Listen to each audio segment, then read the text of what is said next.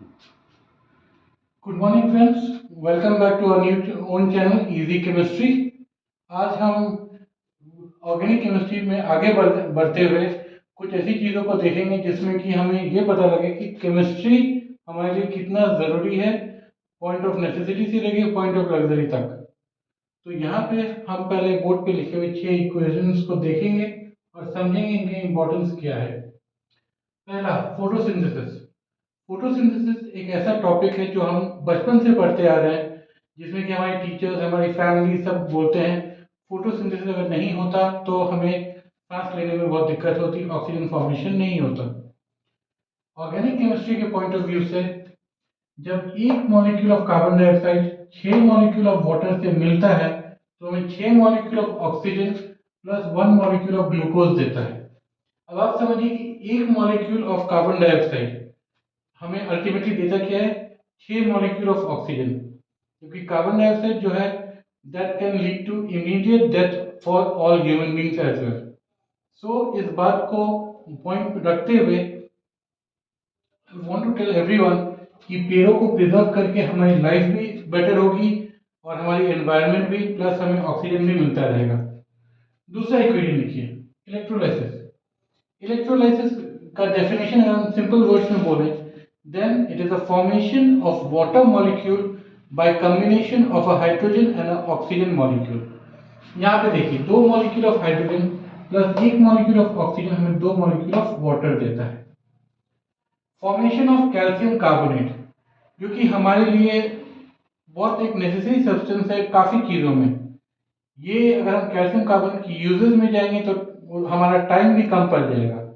लेकिन यहाँ देखिए, कैल्शियम का एक मॉलिक्यूल कार्बन CO3 का एक मॉलिक्यूल हमें देता है CaCO3।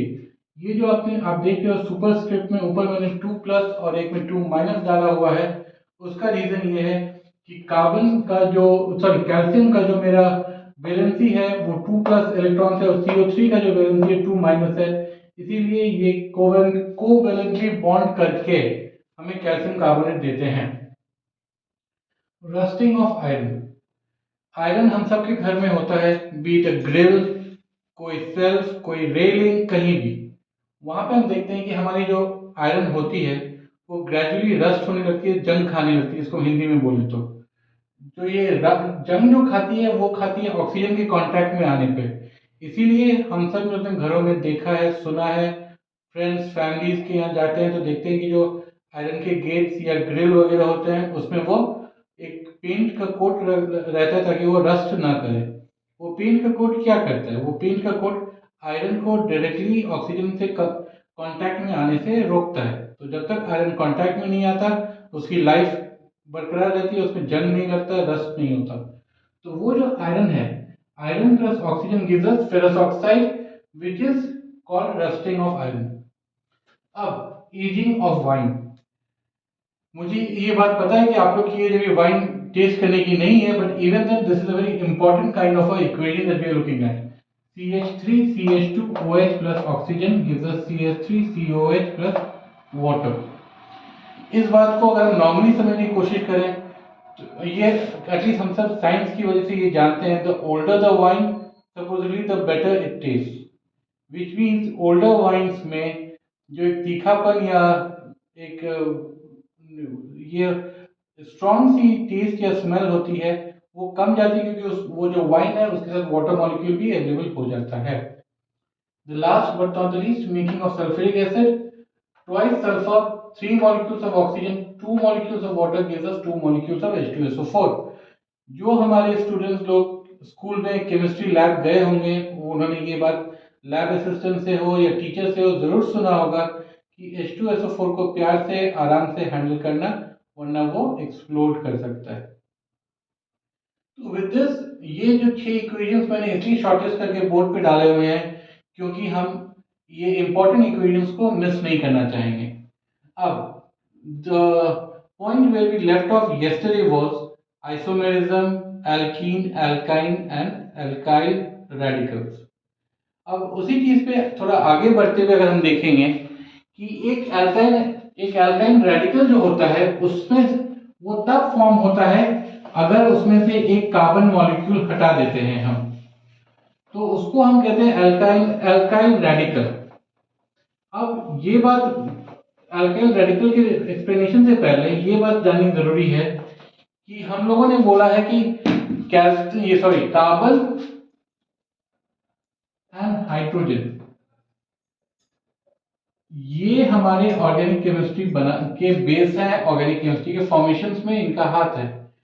बट अब यहां से आगे जाने से पहले one thing also has to be remembered by my student friends कि कार्बन और हाइड्रोजन मदर नेचर ने हमें दिया है, लेकिन पहले ये माना जाता था, ऑर्गेनिक केमिस्ट्री का नाम इसलिए दिया गया था कि माना ये जाता था कि जितने लिविंग बींग्स हैं, जितने लिविंग ऑर्गेनिजम्स हैं, वही ये कंपाउंड बना सकते हैं। जैसे slight deviation from the topic, but एक होता था मास फ्यूल जिसको हम कहते थे बायोगैस।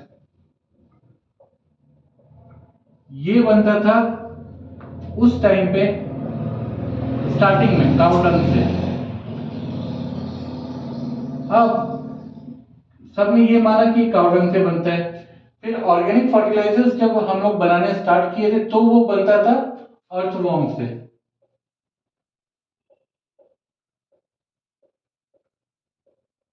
क्योंकि जहां पे कूड़ा कचरा होता है वहां पे मॉइस्चर होती है, वहां पे अर्थवॉर्म्स रिपीटेडली मिलते हैं। बट हमारे एक पुराने साइंटिस्ट थे जिनका नाम था डी एल वुड्स, WURTZ। इन्होंने क्या किया, इन्होंने नाइट्रोजन और हाइड्रोजन से अमोनिया बनाया, और नाइट्रोजन और हाइड्रोजन दोनों ही लिविंग बींग्स नहीं है। इन्होंने ये प्रूफ किया हमें कि ऑर्गेनिक कंपाउंड सिर्फ किसी जिंदा रहने वाले जीव जंतु से नहीं बनता, केमिकल से भी बनता है। तो अब वापस आते हैं हम अपने कार्बन और हाइड्रोजन पे। कार्बन और हाइड्रोजन दो ऐसे मॉलिक्यूल्स हैं, या दो ऐसे एलिमेंट्स तो नहीं बोलेंगे इनको, बट हाँ मदर नेचर की गिफ्ट है, जो कोवेलेंट बॉन्ड बनाते हैं, और यही कोवेलेंट बॉन्डिंग से कंपाउंड्स बनते हैं।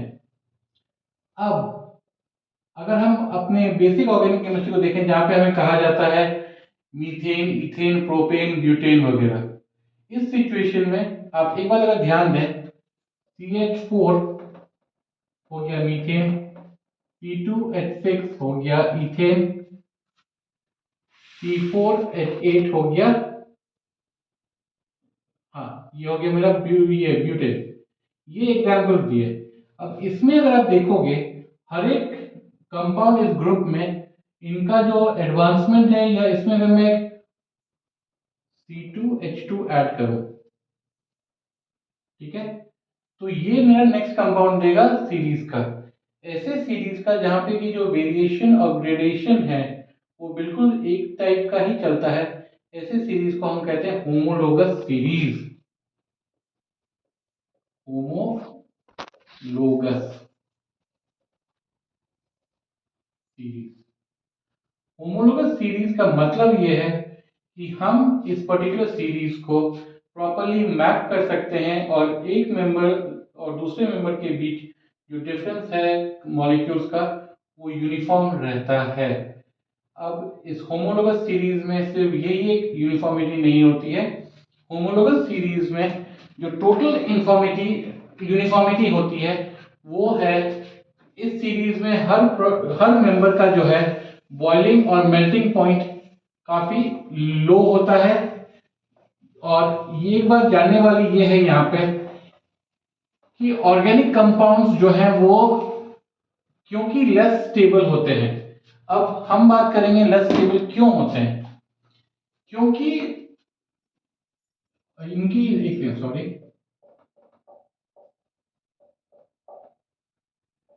कार्बन और हाइड्रोजन की जो बॉन्डिंग है वो कोवेलेंट बॉन्डिंग है, विच मीन्स यहाँ पे कोई एक्सटर्नल प्रेशर नहीं लगा हुआ है। इसीलिए जो भी ऑर्गेनिक कंपाउंड है मेरे, वो बाकियों के मुकाबले कम स्टेबल है।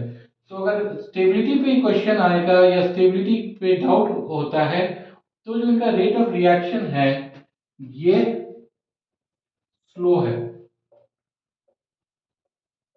स्लो रिएक्शन इसीलिए है क्योंकि यहाँ पे जो बॉन्डिंग है उस पे कोई एक्सटर्नल प्रेशर या कोई एक ये नहीं है, फोर्स नहीं है। ऑन द कॉन्ट्ररी, जब हम ये देखते हैं कि कोई भी इनऑर्गेनिक कंपाउंड्स होंगे, वो फास्ट रिएक्टेंट्स होते हैं।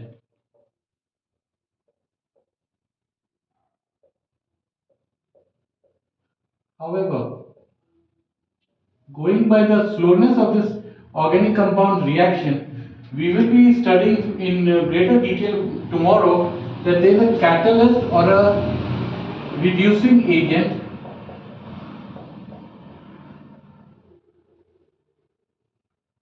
Reducing agent. This catalyst or a reducing agent in case of a slow reacting hydrocarbon or a carbon compound in organic chemistry was found out by Lindlar,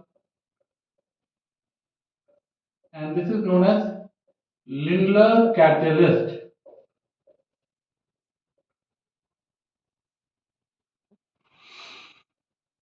Lindlar catalyst. ठीक है। अब हमने ये पता कर लिया कि रेट ऑफ रिएक्शन काफी स्लो है, सब कुछ ठीक है। अब हम बात करेंगे एक बार फिर सैचुरेटेड और अनसैचुरेटेड जो हाइड्रोकार्बन्स हैं, जिन पे बेस करके हमारी अगली क्लास होगी, उसके स्ट्रक्चर के बारे में। सैचुरेटेड हाइड्रोकार्बन,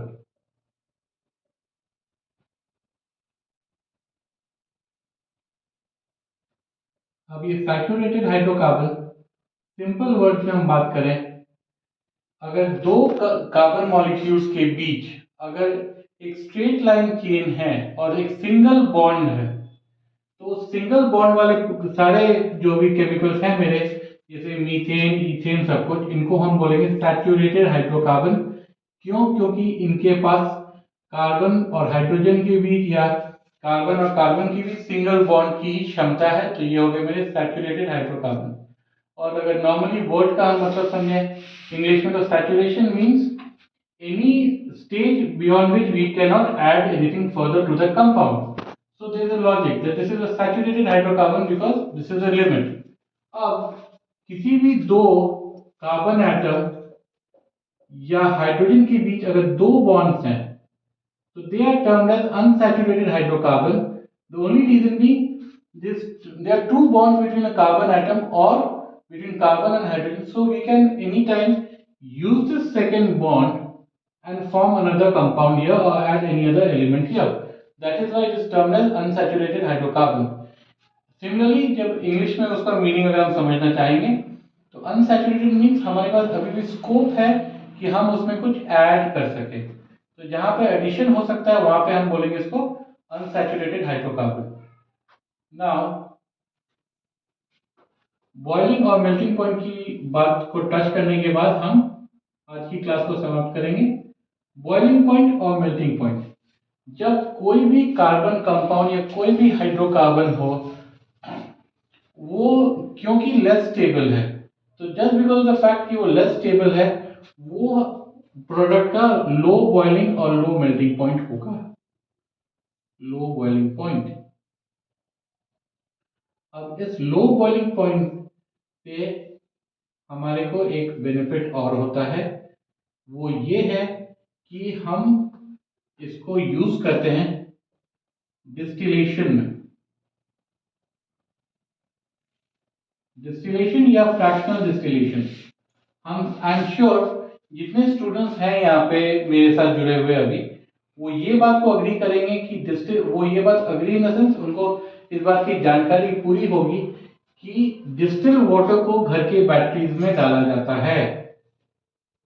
तो क्योंकि हम सब ने ये बचपन से देखा होगा कि डिस्टिल वाटर ही घर के बैटरी में डाला जाता है, कभी भी नॉर्मल वाटर नहीं। अब अगर हम इस बात को क्वेश्चन तो आपने कभी नहीं किया कि डिस्टिल वाटर क्यों नॉर्मल क्यों नहीं, तो डिस्टिल वाटर इसीलिए ताकि बैटरी की लाइफ बनी रहे। और ये जो डिस्टिलेशन का प्रोसेस होता है, इसका काम होता है कि ये वाटर से सारे मिनरल्स, सारे एलिमेंट्स को निकाल ले, और water is left without any mineral or any kind of a element. Like the place I stay has a higher percentage of iron in the water. Now, if the water is stagnant with iron, then it's going to harm the battery. That is why we are using distillation process. So with this, I would be closing today's session. Just to recapitulate, we have done about unsaturated and saturated hydrocarbons and important equations of chemistry. Thank you. Take care. Be safe. Study well.